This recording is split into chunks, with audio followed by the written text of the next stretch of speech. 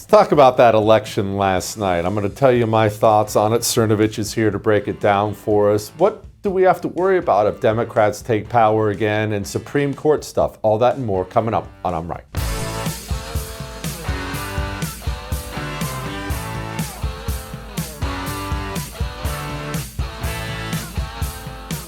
Okay, we had an election last night. Elections last night.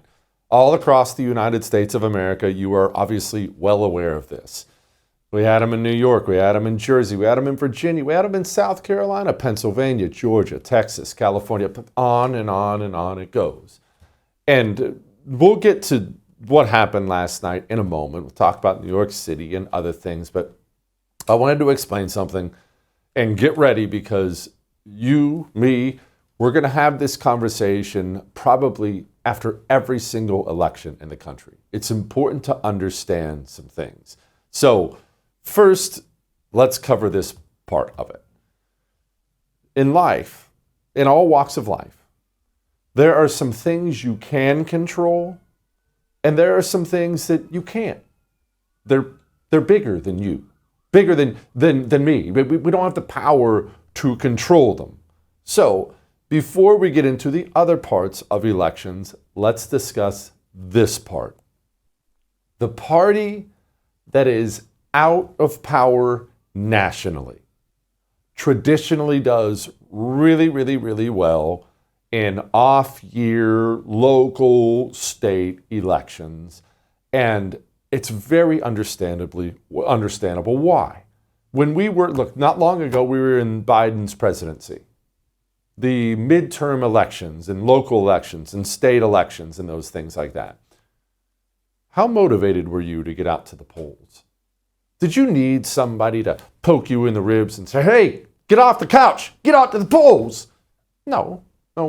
You were very angry about the direction of the country, the open border, everything else. So even if there was an election for dog catcher in your area, something that didn't have anything to do with Joe Biden, you were still there at the polls. You had an extra motivation the people in power didn't have.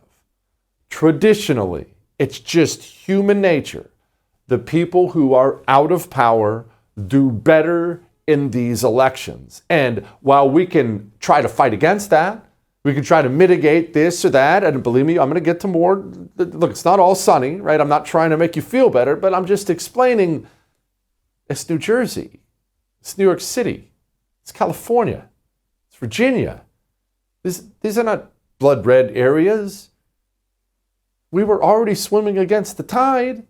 Didn't go our way. Sucked. It sucked. It was a bad night. I'm not saying otherwise. It sucked, but come on. Did you wake up today and you were stunned that New York City elected a communist, which we'll get to in a moment? Okay, so I wanted to get that out of the way. There are big national 30,000-foot view things that you're powerless to stop, the motivation thing. Now let's talk about other parts of elections. First, you and I, we want to believe something. We will always be this way. We want to believe that the people we share a country with, the people on the sidewalk outside right now, the people driving next to us, the people in our children's school, at work, but we want to believe that they share our value system. At least some of it. Maybe we're not going to align exactly. You and I don't align exactly, but they share some of it, right? But that's not the history of the world, and that's not how it works. When you look at things like the election in New York City, but this is pretty consistent across the board, you know who picked the communists? Overwhelmingly. You know who picked the communists? Foreigners and young single women. Foreigners and young single women.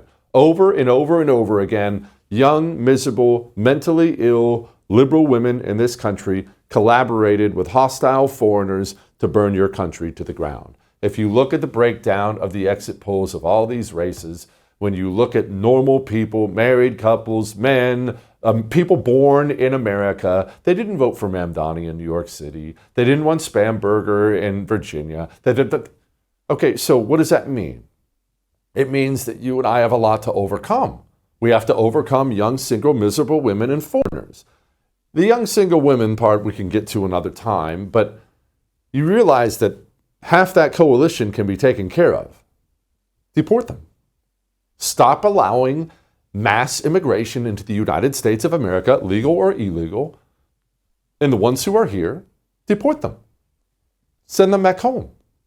Do you have any idea how many problems, including electoral problems, disappear like that if we send foreigners back home? Disloyal foreigners whose loyalty can be bought with a welfare check, with a CDL. Just deport them. Okay, so there's that aspect of it. We have hostile interests, some foreign, some domestic, inside of the country who don't share your values, they don't share my values, and we will always have to overcome that until we solve those problems. So that's a big thing. Another big thing to keep in mind with elections. I've learned this after being, probably 20 years now I've been involved in politics. 20 years. Every race has its own story.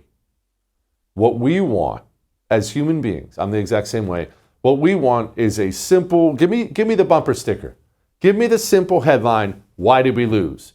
And you want it to be one sentence. We lost all these races because of blank. It's because of Trump or tariffs or ICE. We want simple. But each and every race, Virginia, New Jersey, New York City, everywhere, each and every race had its own candidate, its own campaign, its own story to tell. For instance, in Virginia, I personally, as I told you before, I like Winsome Earl Sears. I find her personally very appealing. I think she's talented. But they didn't have a primary. She didn't do well raising money. Therefore, she didn't do well getting out the vote. The money, the organization was not there. Abigail Spanberger raised a bunch of money. Her people were out in the streets. And so these are nitty-gritty things. Unless you're in Virginia, you don't know these things. You look and you say, Virginia's communist.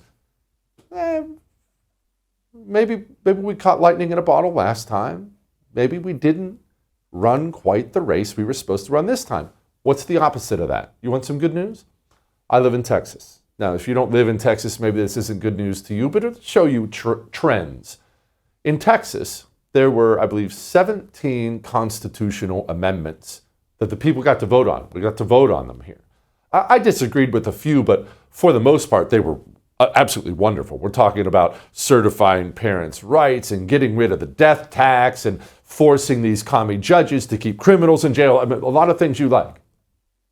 They all passed. 60, 70% approval. Beyond that, in my local community, here's another aspect of elections we don't think about. In my local community, they were trying to increase taxes for various things. They had 4 or 5 things. They were trying to increase taxes. But you know what the language read on the ballot? Big, bold letters. This is a tax increase. And then it explained what it was. Sounds simple, sounds small. The language on the ballot matters. All those things were shot down. You see, every race, every candidate, every campaign has its own story to tell. And you're supposed to come up here. I'm supposed to show up on television this time of night. And I'm supposed to tell you, all is lost, all is won. We lost because of A. We didn't lose because of B. But things are complicated. Now, beyond all that, let's just touch on this aspect of it as long as I brought up the young women and foreigners. Did you catch any of Mamdani's victory speech last night? New York, tonight you have delivered a mandate for change, a mandate for a new kind of politics. We will prove that there is no problem too large for government to solve and no concern too small for it to care about. I speak of Yemeni bodega owners and Mexican abuelas, Senegalese taxi drivers and Uzbek nurses, Trinidadian line cooks and Ethiopian aunties. I am young, despite my best efforts to grow older. I am Muslim. I am a a democratic socialist. And most damning of all, I refuse to apologize for any of this.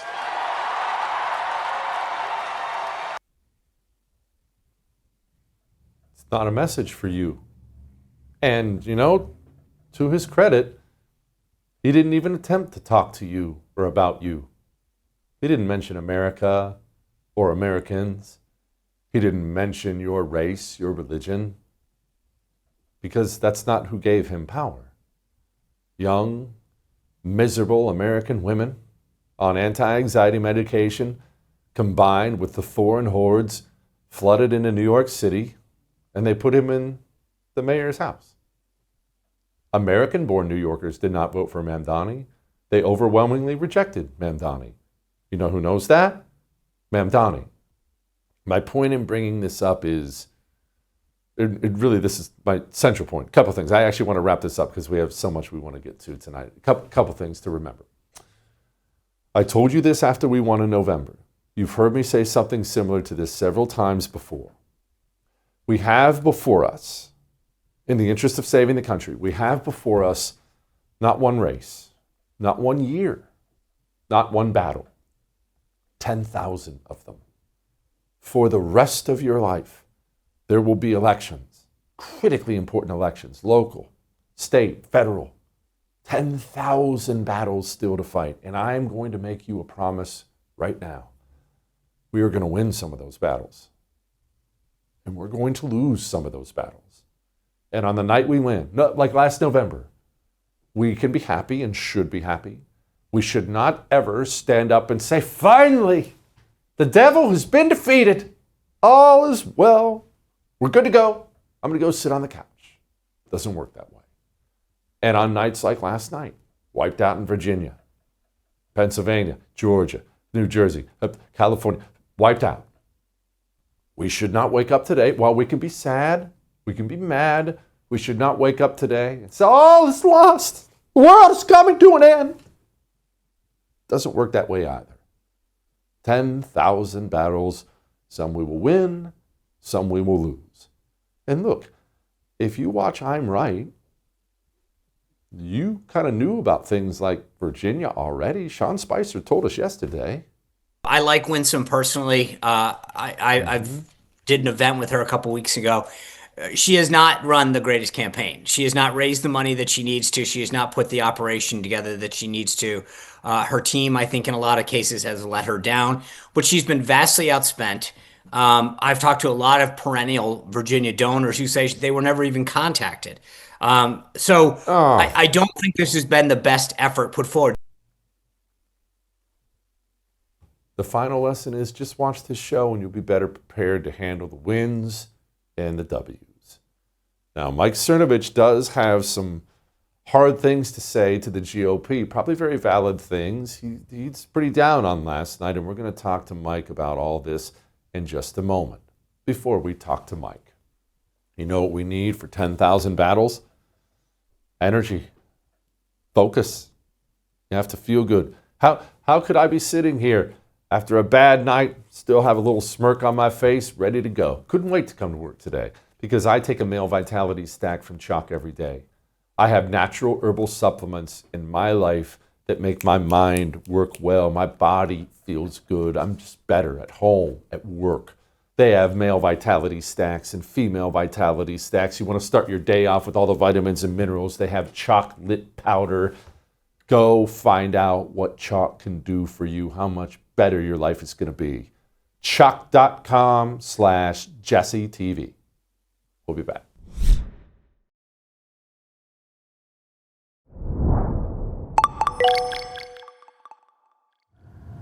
It was, not expected to be a victory. It was very Democrat areas, but I don't think it was good for Republicans. I don't think it was good. I'm not sure it was good for anybody. But we had an interesting evening, and we learned a lot. Interesting. Certainly wasn't good. I just reemphasize what I said in the open, that it was bad. We've had bad nights before. I'm not sure that it spells doom. Mike Cernovich, my friend Mike Cernovich is joining us right now, thinks that we are in some trouble if some things don't change, and I think he deserves the floor. Mike, the floor is yours. Well, I felt that way the minute Trump won. I posted November 11th, 2024. Somebody could find that tweet that we need to worry about the midterms. So here's the thing that everybody, all the not you, but the consultant class misses. They go, well, Trump drives Democrat turnout when he's on the ballot, but sure, but he drives Republican turnout. So if you look at 2016, Trump wins, GOP has a trifecta. 2018, Trump's off ballot, blue wave. 2020, Republicans, remember in 2020, Republicans were supposed to lose the Senate and the House, right? That was the prediction. No, the only person who lost in 2020 was Trump, right? Which is why a lot of people, myself included, even if you didn't buy the really kooky theories about the stolen election, you did say, well, how is it that the Senate stayed Republican, but somehow Trump lost? Okay. Special elections, Trump's not on ballot, Georgia loses 2 Senate seats. 2022, what happens?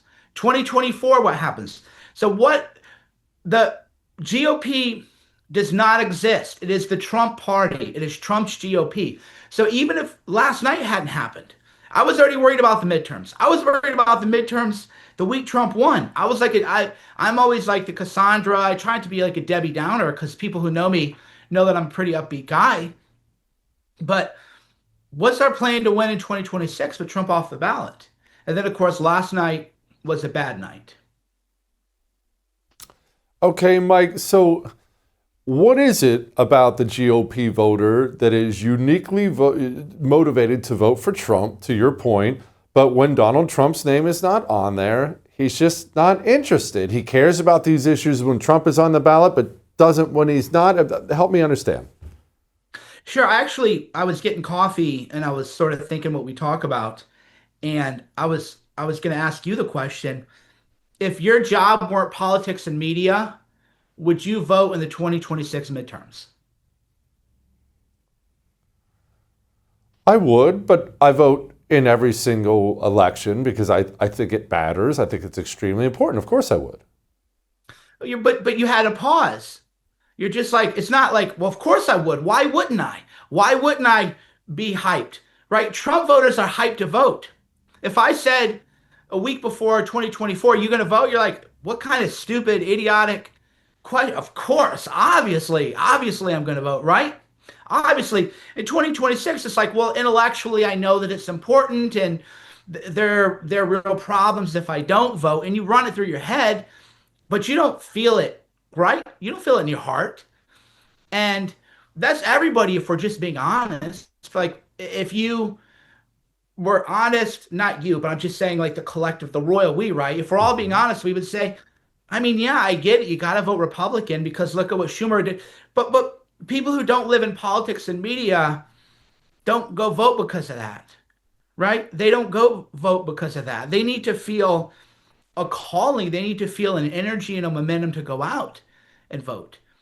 And that doesn't happen with Trump not on the ballot. So then to be positive, how can Republicans draw out more voters? Well, they could do Republican things like I'm seeing right now, Ted Cruz, who, by the way, I'm 90% pro Ted Cruz. When Ted Cruz had a close race with Beto, obviously I was like, this is crazy. You have to vote for Ted Cruz and everything. But I'm against this trend of people in the Senate being podcasters and influencers, right? You're in the Senate. I can post about things. Jesse Kelly, we can be on Twitter all day. You know, and I know that they have to do some kind of media, so I'm not saying some media, but do things in the Senate that make people want to vote. What's Mike Johnson really doing? They always have an excuse. Oh, we need 60 votes. We can't do anything. But in 2024, they were going to have 60 votes for amnesty because you couldn't close the border without. Remember that? This is why I'm tired of being gaslit by Mike Johnson and Ted Cruz and everybody.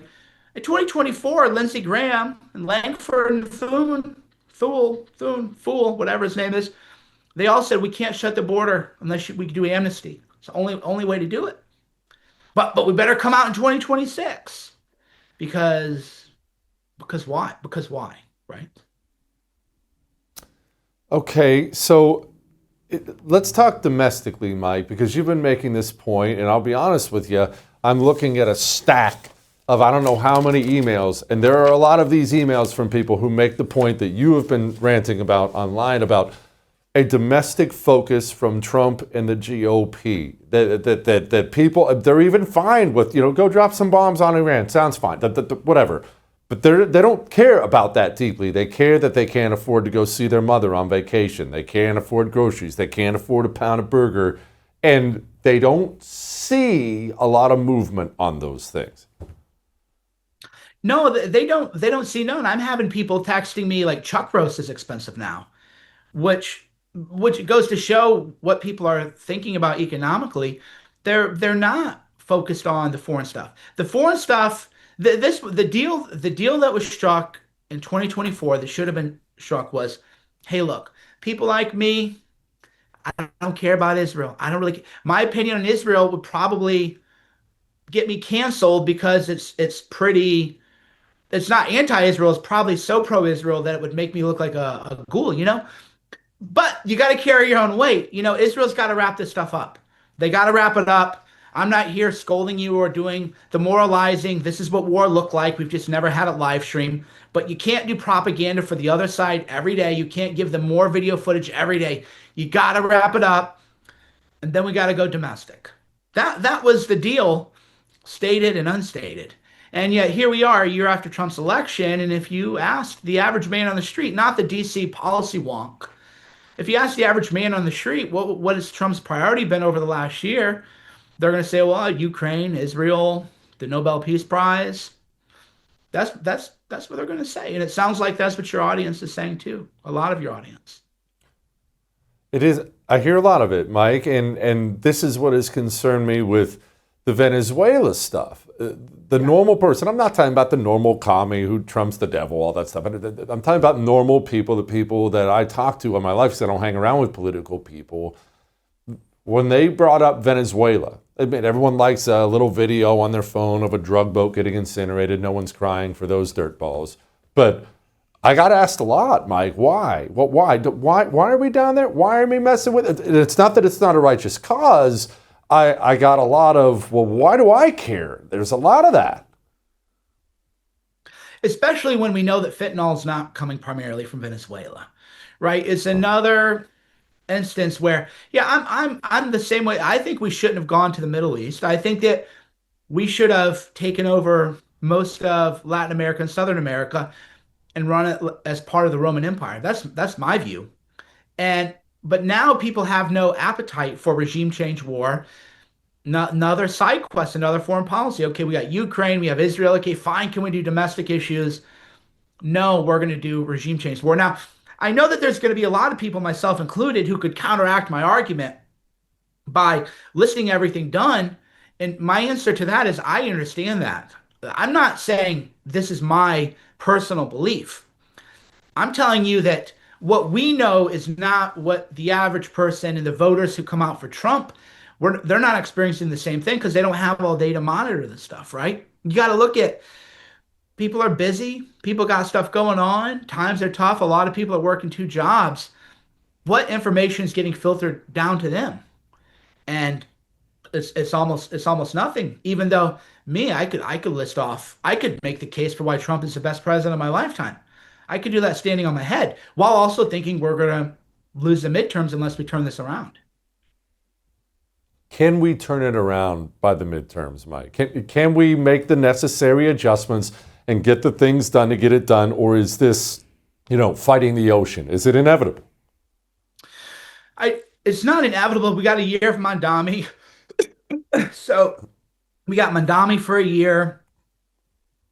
We got a lot of things that can go bad for the Democrats over the next year, right? A lot can happen in a year. How's the quote go? Nothing happens in a year, and then years happen in a decade, or decades happen in a year.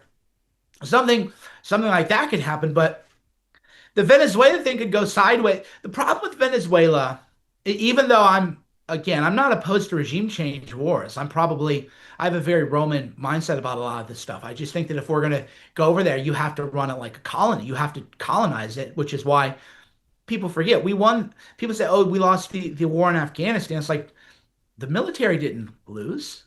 It was the occupation because people are afraid to be colonizers. So I'm not some anti-colony woke guy. But a lot can go wrong in the Venezuela thing. And what can go right? We already got the oil deal that we need.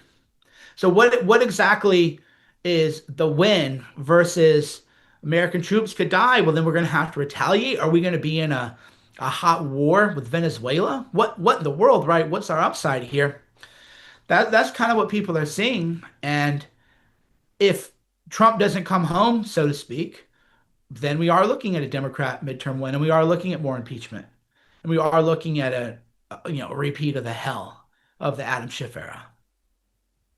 Oh, gosh. Mike, as always, thank you, brother. I appreciate you. All right. If Democrats do come back to power, what are we in store for? What should we be thinking about? What is our motivation to get out there and dig in for the midterms? Talk about that briefly in a moment. Before we talk about that, maybe last night you had trouble sleeping. Maybe you stayed up all night, rage looking at your phone, getting mad about the elections. I get it. I've done it. That's why you need Beam in your life.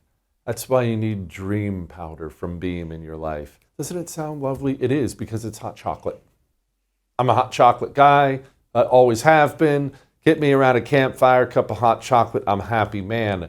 I now have hot chocolate in my possession that makes me sleep like a little bitty baby. Not with drugs. A bunch of natural stuff in this Dream Powder puts you to sleep. When you wake up, you're not all groggy with one eye half open. You feel dead. You feel great because it's natural stuff. You want to try it? Try one bag.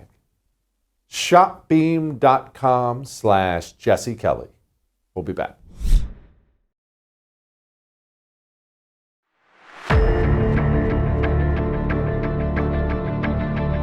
Okay, so that was a lot. I told you it's not the end of the world. What happened last night, and it's not. Mike Cernovich just came on here and told you that we should be concerned about the midterms. And you know what? He's right, too. We should be. So maybe you're sitting there thinking, oh boy, what do I do? Well, allow me to give you just a little bit of motivation. Just going to spend a few minutes, give you a little bit of motivation. You know how terrible, you remember, of course, how terrible it was under the Biden administration. I'm not just talking about policies, how truly evil the government became.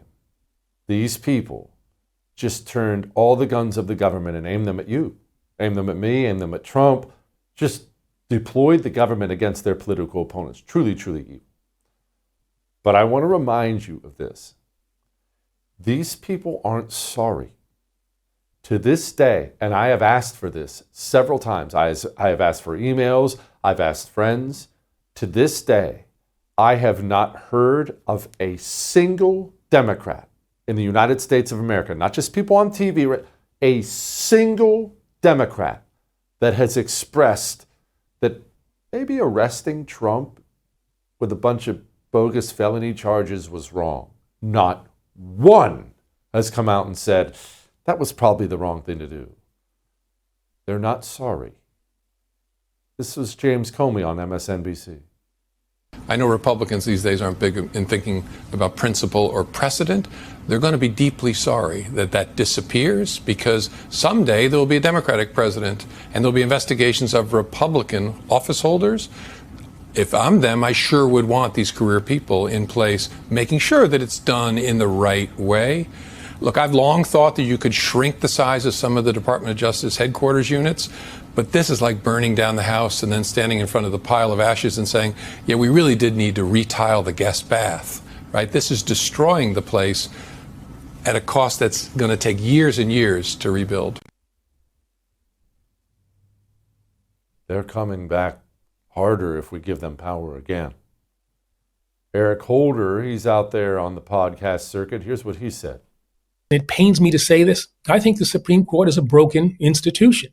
And it's something that has to be, I think, a part of the national conversation in 26 and in 28. what are we going to do about the Supreme Court? And I think that we have to think about, again, talking about the acquisition and the use of power. If there is a Democratic trifecta in 2028, and I think the possibility of that is pretty good, Supreme Court reform is something that has to be considered. Term limits, I think, at a minimum, potentially expanding the court is something I think that also should be considered. What we saw under the Biden administration was the warm-up act. Maybe you're recalling 4 years of evil and you're saying to yourself, woo, can't believe we lived through that. Thank goodness that's over. We never have to deal with it again. No. The only lesson the communists learned from last time is he didn't hit you hard enough.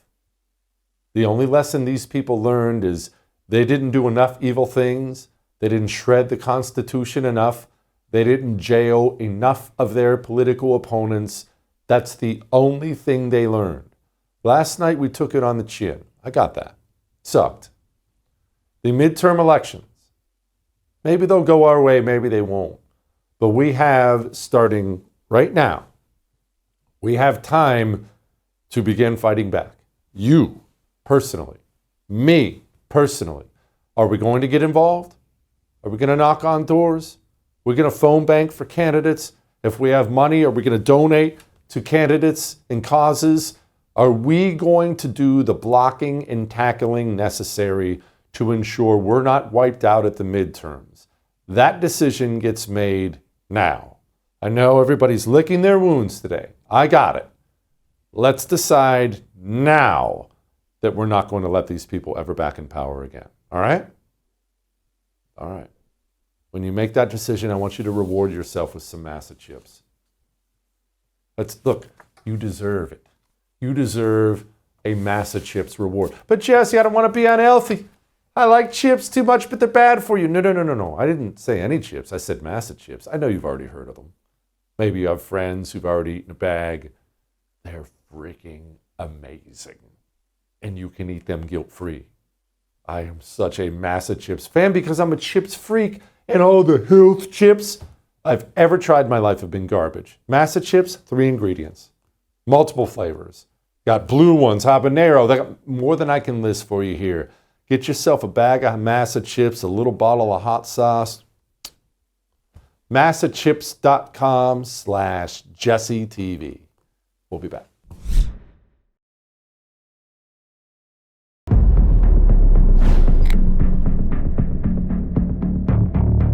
All right, I hate to step away from everybody getting the vapors about the election last night, but there are some fairly important things happening at the Supreme Court today.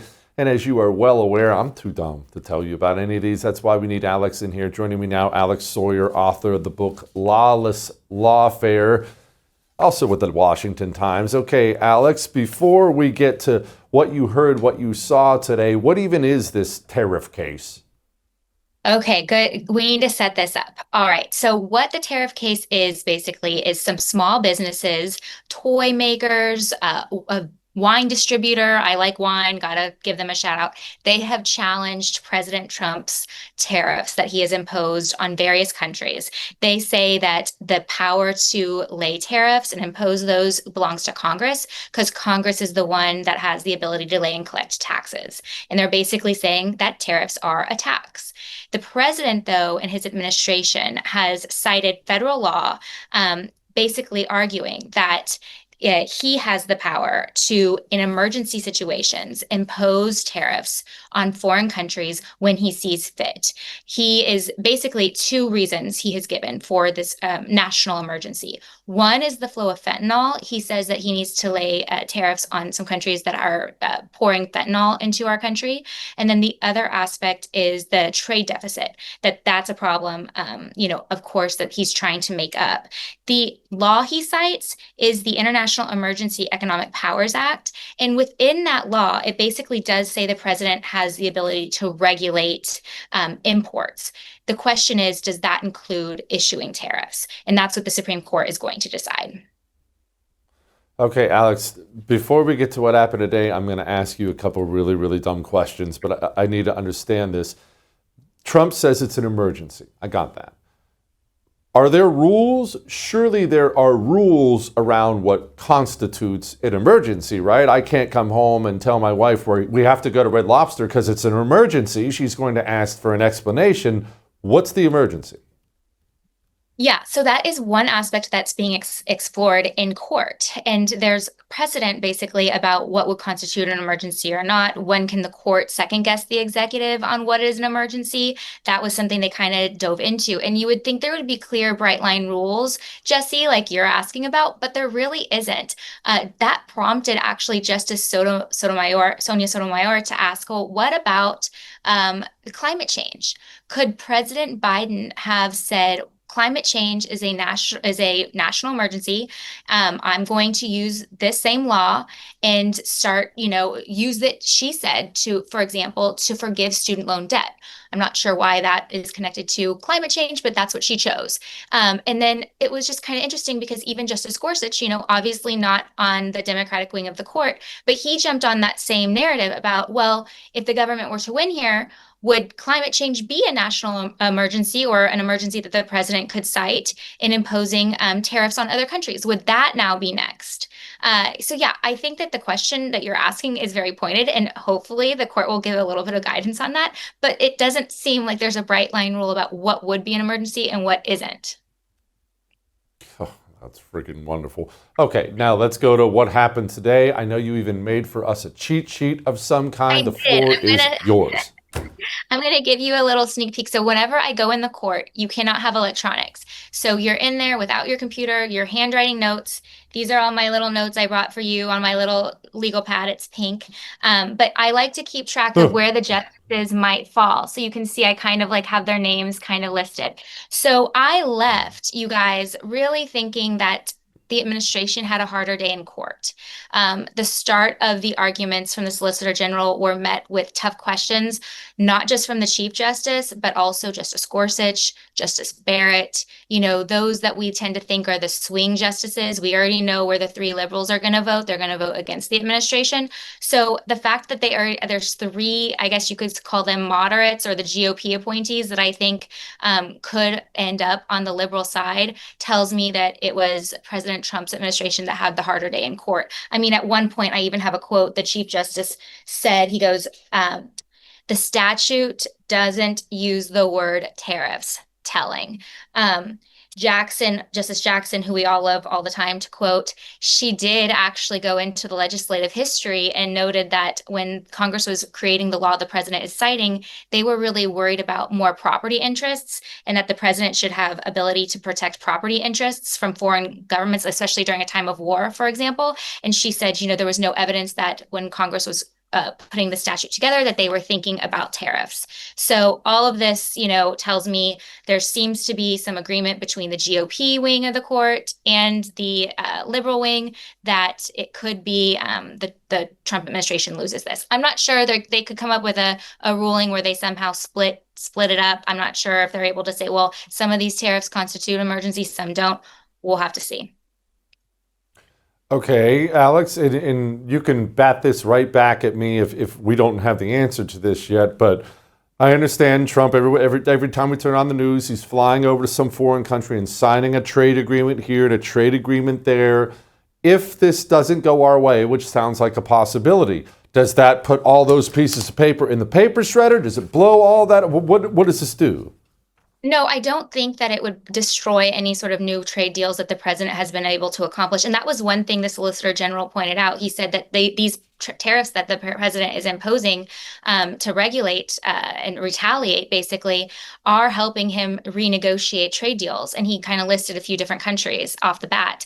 So no, I don't think they would go away, those trade deals that have been renegotiated. And I do think the administration has already been looking at, people smarter than me are looking at ways that they can go around this law and maybe come up with another way to support these tariffs the president has already done. Okay. Let's shift gears away from this for a moment. Let's talk about Prop 50 in California. Obviously, it was big in California. It didn't get a ton of national interest. This was California gerrymandering out the last of their Republicans, essentially. Sounds like something that should land before the Supreme Court. Is it going to? I think it could. I think you're right, and I would love to cover it. So basically, Proposition 50 was Gavin Newsom's push to redistrict California, and voters seem to have supported that and accepted that.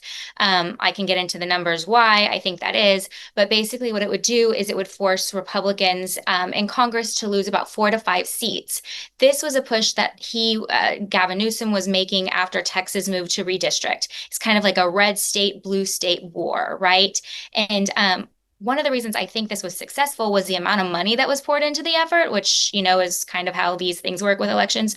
I saw one article that the side advocating for this had about 120 million to support this proposition, while those against 44 million, very much outspent, outworked.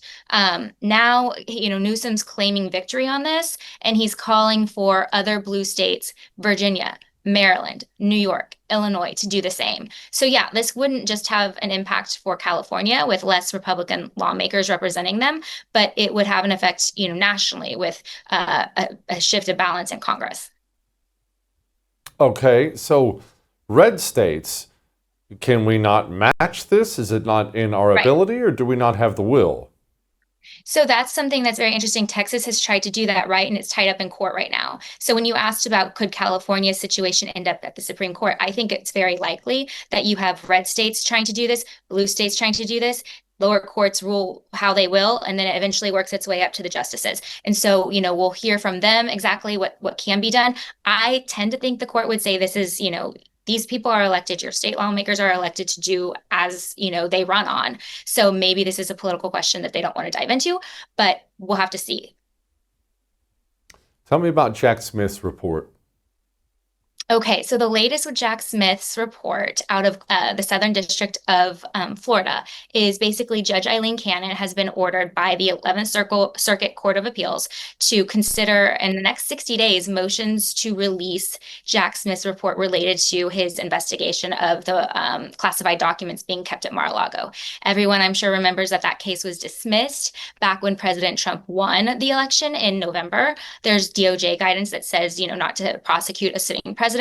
So that's why Jack Smith petitioned the DOJ to get rid of the case, and they did. The one thing I note in my book, though, is that this was dismissed without prejudice, which means some of these charges could actually be resurrected. I think there's some statute of limitations in the charges that are like 8 years. So let's say, a very, very aggressive Democratic administration comes in next, they could try to resurrect this case. That's one reason I don't think the report should be released publicly.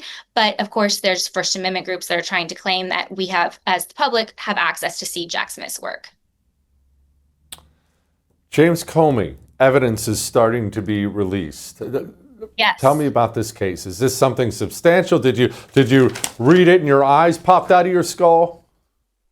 Yeah, I wish I could read his handwriting a little better because I think that would be more helpful. He's kind of like scribbles a lot, but a couple of things that pop out to me. So he's trying to argue that the DOJ is coming after him in basically a political prosecution, a vindictive prosecution. So I think there's actually going to be a hearing on that later this month.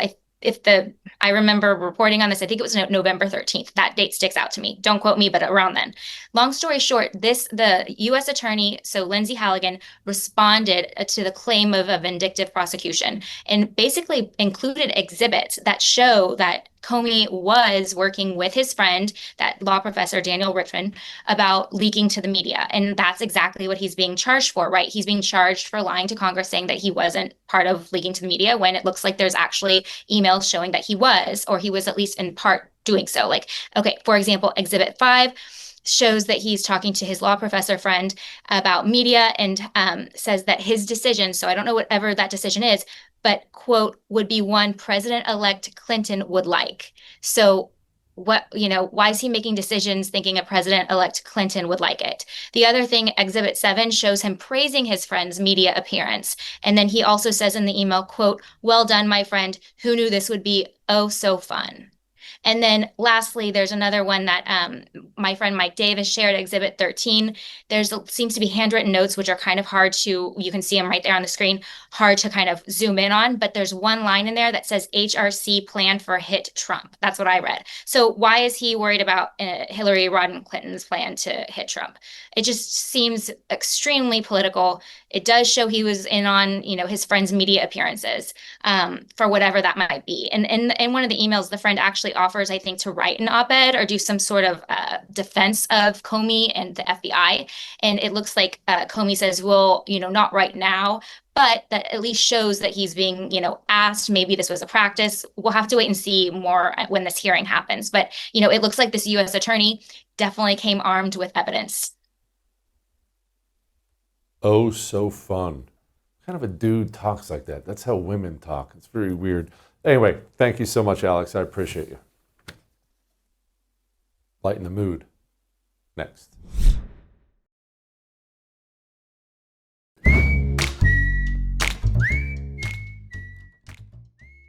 All right. It is time to lighten the mood. And look, some kids are just cool. That certainly wasn't me. Some kids make you jealous about what a dork you were when you're a kid. Look at this stud on Halloween night.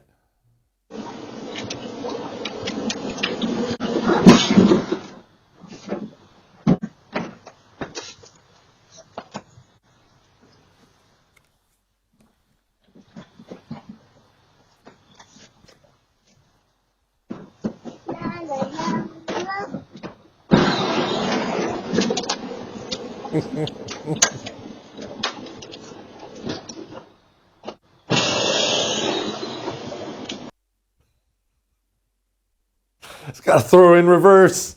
What a stud. I'll see you tomorrow. I know you enjoyed that video because it was me. If you'd like to see more videos like that, just subscribe to the YouTube channel, youtube.com/@JesseKellyDC. We'll keep giving it to you.